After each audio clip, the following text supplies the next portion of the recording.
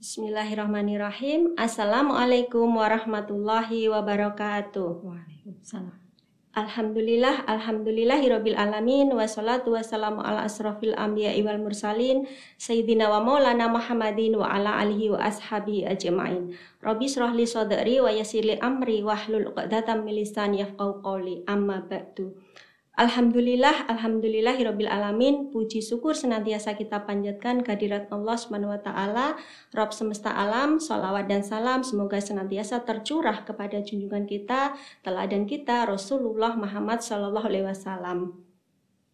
Sahabat cahaya langit yang dirahmati oleh Allah, alhamdulillah hari ini kita kembali berjumpa gitu ya di bulan Ramadan, bulan yang istimewa dan bulan yang penuh berkah ya. Dan di bulan Ramadan ini kita semoga senantiasa mengisinya ya dengan berbagai macam amal kebaikan ya, senantiasa meningkat ibadahnya seperti itu.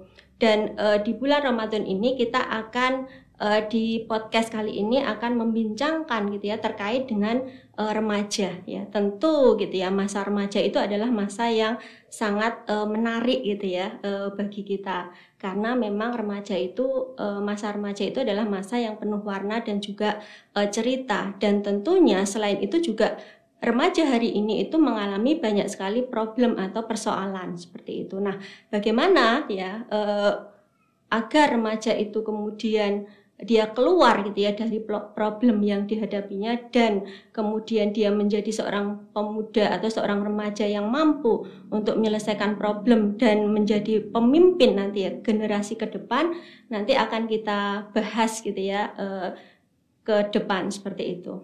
Perbincangan ini akan ditemani oleh sahabat kita ya, beliau adalah seorang pendidik, beliau juga seorang penulis dan juga kesehariannya itu senantiasa bersinergi ya, atau beliau adalah pembimbing generasi muda. Kita sapa dulu. Assalamualaikum warahmatullahi wabarakatuh, Kak Novi. Waalaikumsalam warahmatullahi wabarakatuh, Mbak Reni. Apa kabarnya? Alhamdulillah, luar biasa. Allahu Akbar. Masya Allah. Ya, alhamdulillah. Ngomong-ngomong ya tentang remaja hari ini gitu ya, bahwa remaja hari ini itu banyak sekali gitu yang problem yang dihadapi, persoalan yang melilit mereka gitu ya, dari persoalan pergaulan gitu ya, persoalan kemudian kriminalitas, bahkan juga mereka ini ya hadapi seperti itu, kemudian juga persoalan tentang percintaan gitu ya, persoalan tentang narkoba, minuman keras dan lain sebagainya. Nah, hari ini kan media sosial kita itu banyak diwarnai dengan cerita-cerita ya, atau berita-berita yang kemudian menimpa generasi kita, para remaja seperti itu. Nah, menurut Kak Novi ini kenapa gitu ya kondisi ini dialami oleh para remaja kita? Sebelumnya saya sapa dulu para sahabat yang saat ini sedang menyaksikan. Assalamualaikum warahmatullahi wabarakatuh. Alhamdulillahirrahmanirrahim. Wassalatu wassalamu ala asrofil anbiya'i wal mursalin wa ala alihi washabihi ajmain amma ba'du. Alhamdulillah di pagi ini saya temani oleh Mbak Reni nggih, kita berbincang-bincang tentang remaja gitu ya, dengan tema istiqomah di masa susah gitu. Ya, kalau kita menilik arti kata istiqomah di masa susah ya, terutama arti kata masa ya, kalau menurut Kamus Besar Bahasa Indonesia, masa itu adalah sesuatu yang berlangsung gitu. Berarti hal ini memang dialami oleh semua remaja, sehingga masalah yang tadi Mbak Reni sebutkan itu memang dialami oleh sebagian besar remaja. Seperti itu Mbak Reni. Kemudian kalau kita bahas kembali bahwa remaja itu memang masa-masa yang menyenangkan ya Mbak Reni ya, dan mengasihkan gitu. Banyak hal yang menjadi sesuatu yang tidak terlupakan gitu ya. Dan kita memang bisa melihat bahwa remaja sekarang adalah remaja yang gaul gitu ya. Dengan gaul ini nanti memang banyak informasi yang didapat seperti itu Mbak Reni. Dari mulai perkembangan teknologi sampai dengan hal-hal yang trendy seputar selebritis ya, sampai kemudian makanan yang viral dan laris, mereka paham di situ kan gitu. Jadi di sini yang kemudian menjadikan remaja itu nggak pede ketika mereka itu tidak gaul, tidak trendy seperti itu. Nah, ini yang kemudian dikatakan adalah remaja yang ketinggalan zaman, ketika nggak gaul tadi gitu ya Mbak. Dan ini yang menjadi pemikiran bagi kaum remaja bahwa untuk menjadi remaja itu penting untuk gaul, untuk trendy, banyak informasi seperti itu. Dan kalau menurut bahasa biologinya ini memang dibutuhkan oleh remaja untuk beradaptasi. Tetapi adaptasi ini memang dipengaruhi oleh lingkungan-lingkungan yang nanti membentuk karakter mereka, Mbak Reni. Dan kalau kita lihat ya dari dandanan, dari pakaian ya, yang irit bahan, betul Mbak ya, kan menjadi suatu kebiasaan nih, gitu ya. Jadi banyak nih remaja yang sudah seperti ini, gitu ya. Kita lihat sehari-hari seperti ini, gitu. Penampilan yang pol-polan gitu ya, pergaulan lawan jenis yang makin lama makin buat miris, yang semula hanya jalan bersama, jalan bareng, jajan bareng, kerja kelompok bareng, sampai bubuk bareng gitu ya. Naudzubillah, ini sudah hal yang lumrah di sekitar kita Mbak Reni. Dan ini kemudian ditambah dengan tontonan-tontonan yang banyak kita temukan ya Mbak Reni ya. Mungkin dari televisi, dari sekarang HP juga ya, banyak yang menyajikan hal-hal seperti ini juga gitu ya. Kemudian flexing nih, gaya hidup kaya gitu ya, saat ini viral ya. Banyak yang melakukan hal seperti itu gitu. Kemudian mimpi hidup mewah tanpa melalui proses. Akhirnya banyak audisi diadakan, banyak remaja yang antri gitu ya untuk mengikuti audisi supaya apa? Terkenal dengan cara instan seperti itu. Kemudian selain itu juga kita temui banyak remaja-remaja yang kalau dari sisi yang ini tadi tidak masuk, akhirnya ditempuh dengan cara pengedar narkoba sampai kemudian prostitusi. Nah, untuk kasus-kasus seperti ini kan sudah marak sekali ya Mbak Reni. Nah, kalau kita lihat kenapa remaja itu sekarang seperti ini pemikirannya gitu ya, tidak jauh memang ini kemudian kita sebut sebagai gaya hidup hedonisme Mbak Reni. Hedonis ya. Betul ya. Hedonis itu adalah suatu pandangan di mana hanya mengejar kenikmatan dan kesenangan. Jadi kalau mereka berpikir adalah itu sebuah kesenangan, mereka akan berusaha mendapatkan itu gitu, apapun caranya seperti itu ya. Jadi inilah pandangan remaja saat ini gitu Mbak Reni, dengan pemikiran yang hedon tadi gitu ya. Kalau kita melihat gaya hidup hedon ini kan sebenarnya memang meniru ke barat-baratan ya Mbak ya. Jadi kan bebas, ini ya bukan budaya kita Indonesia, ya sebenarnya. betul. Jadi ini meniru gitu, meniru ke barat-baratan tadi gitu ya, dimana mengajarkan tadi hanya kesenangan, hanya kenikmatan saja. Ini kemudian menjadi acuan. Ini yang kemudian menjadi tontonan, yang kemudian diikuti. Bahkan yang mengikuti juga kebanyakan adalah remaja Muslim, betul Mbak Reni. Dan padahal kita tahu bahwa generasi penerus Islam di masa depan adalah para remaja. Jika para remaja saat ini sudah rusak, bagaimana nanti ke depannya? Suram ya. Betul. Kita kan sudah tua ya, waktunya expired kan seperti itu ya Mbak Reni ya. Waktunya tergantikan gitu. Nah, kalau sosok penggantinya adalah remaja-remaja yang penuh dengan masalah, kita bisa bayangkan beberapa tahun ke depan lagi akan sangat tampak sekali kerusakannya Mbak Reni. Ya. Jadi dari pemaparan tadi ya terkait dengan problem yang menimpa para remaja itu sebenarnya bukan kesalahan remaja itu sendiri ya, tetapi memang ada by design ya dari Barat tadi ya, dikatakan ini adalah mereka meniru gaya hidup Barat ya, dimana memang di Barat itu kan gaya hidupnya liberal ya, mereka tidak mau diatur dengan nilai-nilai agama seperti itu. Nah sekarang itu diikuti kan gitu ya oleh kaum Muslim ya, terutama di sini adalah remaja. Remaja itu cepat sekali ya, ketika ada tren dari Barat itu kan kemudian langsung ya besok viral ya, besok ditirukan gitu ya oleh remaja-remaja kita. Nah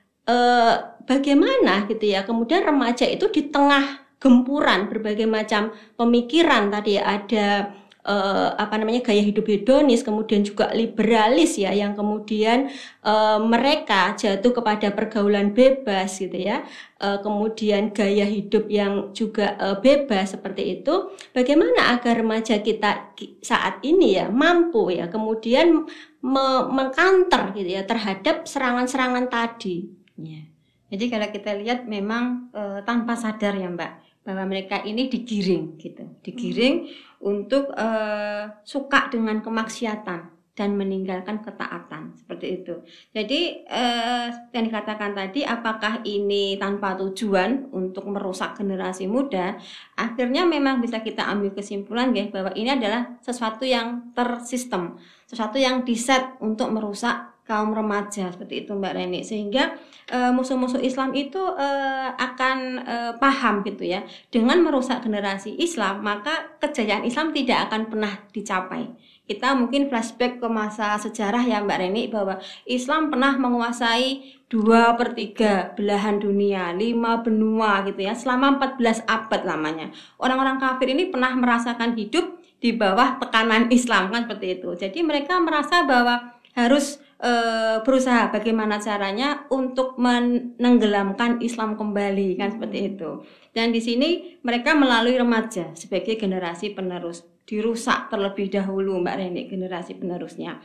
Dan tanpa kita sadari ya, bahwa remaja ini akhirnya menjadi sasaran tembak gitu dari kaum sekuler tadi, dari kaum hedonis tadi, sehingga kehilangan kekuatan. Nah, ini yang dinamakan sebagai penjajahan secara pemikiran Mbak Reni. Kalau secara fisik kita akan melawan kan gitu. Nah, karena ini secara halus, secara fisik akhirnya kita terhanyut dan secara sukarela mengikuti ke arah kerusakan tadi. Nah, ini yang dinamakan sebagai ghusul fikr Mbak Reni. Ya, jadi kalau kita lihat kerusakan generasi tadi memang akhirnya bisa digiring gitu ya secara perlahan-lahan, karena ini kita lihatnya sebagai penjajahan secara pemikiran Mbak Reni, bukan secara fisik lagi. Kalau fisik kita akan melawan kan gitu, tapi karena secara pemikiran halus akhirnya mau tidak mau kita mengikuti gitu ya. Tidak mulai terasa, dari free sex, kemudian sekarang lagi marak child free juga, nah ini kan pemikiran-pemikiran yang tidak ada dalam Islam. Seperti itu. Nah, di sini penyerangan dan secara pemikiran tadi akhirnya menghilangkan akidah secara sedikit demi sedikit Mbak Reni. Remaja tidak lagi bisa membedakan mana halal, mana haram, mana yang benar, mana yang salah, seperti itu Mbak Reni. Jadi mereka akan dalam kondisi yang sulit gitu ya untuk membuat suatu pilihan. Sulit untuk bertahan dalam ketaatan ya, sulit untuk taat gitu ya. Bertahan aja sulit ya, taat aja sulit gitu, apalagi mau bertahan kan gitu Mbak Reni. Jadi di sini kita perlu melihat bahwa remaja perlu punya idealisme tersendiri gitu, pandangan tersendiri, di mana idealis remaja, kemudian pandangan remaja ini tidak bertujuan untuk sebatas popularitas saja, tidak sebatas pengakuan saja ataupun materi saja gitu Mbak Reni. Dan di sini dalam Islam apakah tidak dibolehkan melakukan hal-hal yang menyenangkan ya, akhirnya remaja itu lari dalam kehidupan hedonisme gitu ya. Ini yang perlu kita garis bawahi, bahwa Islam tidak melarang para remaja untuk melakukan kesenangan gitu, tetapi harus dalam ketaatan. Iya, masih tetap dalam syarat-syarat gitu ya, oleh aturan-aturan Islam. Iya, jadi boleh kok makan di tempat-tempat yang terkenal gitu ya, tapi tidak harus tempat makan yang mahal gitu ya Mbak, tidak harus yang merogoh kocek banyak kemudian betul, melakukan segala sesuatu ya agar bisa meraih tadi ya. Jadi boleh saja melakukan hal-hal menyenangkan, tapi tidak boleh melanggar hukum syara seperti tetap itu. Ya dibatasi oleh syariat Islam ya seperti itu. Jadi gempuran gitu ya terhadap remaja saat ini ya, remaja muslim itu kan datangnya dari segala arah ya, dari ibaratnya dari kanan, kiri, atas, bawah, samping, itu kan semuanya ya mengarahkan generasi muslim itu untuk jauh dari ketaatan tadi. Termasuk mungkin di bulan Ramadan ini gitu ya, betapa banyak saya lihat memang gitu ya, remaja-remaja kita itu sudah tidak malu lagi untuk tidak menjalankan puasa gitu ya. Mereka ke warung gitu ya, kemudian merokok di pinggir-pinggir jalan. Nah, itu kan sudah sudah kayaknya jamak ya kita lihat gitu ya. Nah ini kan berarti memang betapa sulitnya remaja saat ini tuh untuk membentengi dirinya ya agar tetap dalam ketaatan. Nah bagaimana gitu ya menurut Kak Novi ini, bagaimana agar remaja itu tetap ya dia istiqomah tadi ya di masa susah saat ini, di mana segala lingkungan yang dia hadapi, dia ada di dalamnya itu mengarahkan kepada kemaksiatan tadi. Bagaimana kemudian agar tetap istiqomah gitu ya mereka di dalam ketaatan? Ya, jadi kalau kita lihat memang remaja Islam tadi harus punya idealisme, harus punya tujuan hidup yang memang berbeda gitu Mbak dengan sistem yang lain gitu ya. Karena kalau kita lihat nanti apa yang namanya ya, apakah ada ketakutan gitu ya ketika mereka tidak sama ya dengan teman-teman gitu yang lain gitu ya, ndak gaul lagi gitu ya, ndak populer lagi ya. Remaja Islam memang harus berbeda dan berani untuk berbeda. Dan kenapa gitu ya, karena kita paham bahwa remaja Islam ini tentunya punya aturan tersendiri gitu ya Mbak ya, bahwa Allah sudah mengatur kehidupan seluruh manusia termasuk remaja, dan Al-Quran ini menjadi sandaran hidup gitu, menjadi sesuatu yang tolak ukur gitu ya. Jadi apapun yang remaja lakukan memang sesuai dengan hukum-hukum Allah, apa yang halal, apa yang haram, apa yang boleh, apa yang dilarang, seperti itu Mbak Reni. Jadi dengan pemahaman ini maka serangan budaya itu akan mudah untuk ditangkis gitu ya. Jadi kalau kita lihat memang sih susah gitu ya istiqomah di masa-masa yang susah seperti ini ya, di kondisi yang sulit. Kondisi remaja yang sudah jamak kita itu rusak. Muslim harusnya hidup dalam suasana Islam, ketaatan, tapi kita justru gitu ya dilingkupi dengan berbagai kemaksiatan. Ya kalau diibaratkan tuh kayak ikan gitu ya, harusnya dia hidup di air tapi dipaksa untuk hidup di darat gitu ya. Jadi betapa sulitnya gitu ya. Betul. Jadi Al-Quran ini yang menjadi panduan. Jadi bagaimana supaya remaja itu tetap bertahan ya Mbak ya dalam kondisi yang gitu ya, susah tadi ya, dalam kondisi yang sulit tadi gitu. Ada beberapa tips gitu ya supaya remaja ini tetap bisa bertahan dalam ketaatan dan tetap istiqomah di dalam ketaatan meskipun seluruh lingkungan itu tadi dalam kondisi yang susah gitu ya, dalam bertahan ketaatan gitu. Yang pertama memang selalu belajar ilmu Islam gitu Mbak Reni. Jangan alergi ikut kajian. Kalau kita lihat kan kebanyakan kajian itu kan nenek-nenek ya. Nah sekarang kan nggak ada salahnya nih kalau kita kajian itu kebanyakan adalah remaja gitu ya. Nggak kayak zaman dulu lagi gitu. Yang kedua memang selalu berpikir bahwa hidup ini adalah untuk perjalanan akhirat. Kita yakin bahwa di dunia itu kan tidak hidup selamanya Mbak Reni. Ada titik batas gitu ya, di mana memang kita mempertanggungjawabkan segala kehidupan kita di dunia. Remaja harus berpandangan seperti ini gitu, harus punya mindset akhirat gitu ya. Betul. Jadi mempersiapkan sebaik-baiknya hidup untuk nanti bekal di akhirat. Yang ketiga, hidup dengan lingkungan yang baik Mbak Reni. Jadi kalau kita pernah dengar sabda Rasulullah ya, yang mengatakan bahwa ketika kita berteman dengan penjual minyak wangi, kita akan tercium bau yang wangi. Ketika kita berteman dengan penempa besi, maka bau gosong lah ya nanti yang akan dilihat teman-teman seperti itu. Nah ini memang suatu hal yang betul gitu Mbak, karena memang secara fitrahnya gitu ya, teman-teman ini akan membawa kita pada jalurnya. Gaulan itu berpengaruh ya. Betul iya. Jadi tempat-tempat ataupun hal-hal ya yang teman-teman biasanya datangi ataupun teman-teman yang biasanya lakukan gitu, ini memang nanti membentuk karakter dari remaja tersebut gitu. Mungkin istilahnya sekarang circle ya, circle itu pertemanan gitu. Teman itu kan segala-galanya ya bagi remaja itu. Ya, jadi yang berikutnya adalah mau mengingatkan yang lain. Jadi kebaikan itu tidak hanya ada pada dirinya sendiri, tapi juga ditularkan kepada teman-temannya. Sehingga lambat laun ya Mbak, remaja ini akan terbentuk dengan sendirinya, pelan-pelan iya. Karena kalau teman yang baik kan saling mengingatkan dalam ketaatan ya, tidak membiarkan dalam kemaksiatan terus-menerus itu. Kemudian yang terakhir adalah menjalani hukum-hukum Islam itu dengan senang Mbak Reni. Kalau tertekan akhirnya meninggalkan gitu ya. Tapi kalau senang, kita akan menjalani dengan suka hati. Berarti Misalkan harus merubah puasa, betul. ini ya. Puasa kan mungkin bagi sebagian remaja dianggap hal yang Berat. sulit ya, berat Sulit. gitu ya, menahan nafsu makan, haus ya dari pagi, dari subuh sampai kemudian maghrib gitu ya.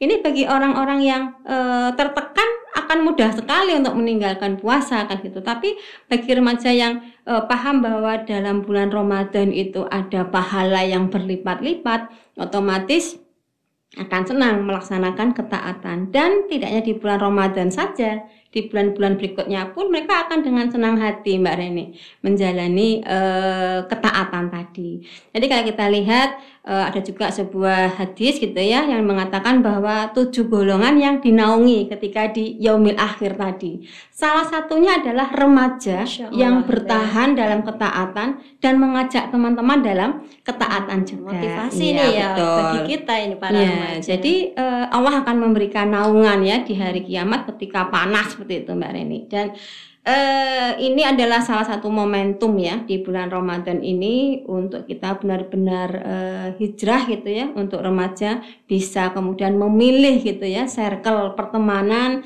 bisa memilih tempat-tempat yang nantinya bisa membawa pada kebaikan, mulai meninggalkan hal-hal yang berbau maksiat gitu ya, kemudian dengan semangat ya, senang menjalankan ketaatan. Seperti itu Mbak Reni.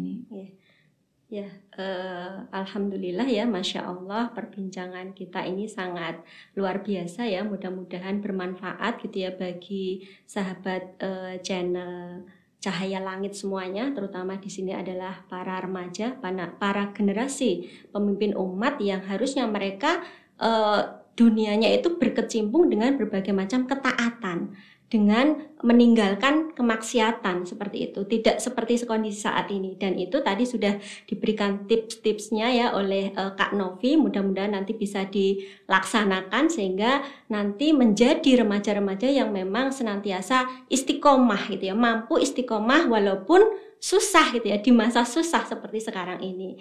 Mungkin itu saja perbincangan kita. Terima kasih Kak Novi atas waktunya, mudah-mudahan ilmunya bermanfaat. Amin. Ya, amin amin ya rabbal alamin. Kami dari channel Cahaya Langit mengucapkan jazakumullah ya kepada teman-teman semuanya, mudah-mudahan bermanfaat. Akhirul salam, wassalamualaikum warahmatullahi wabarakatuh. Waalaikumsalam warahmatullahi wabarakatuh.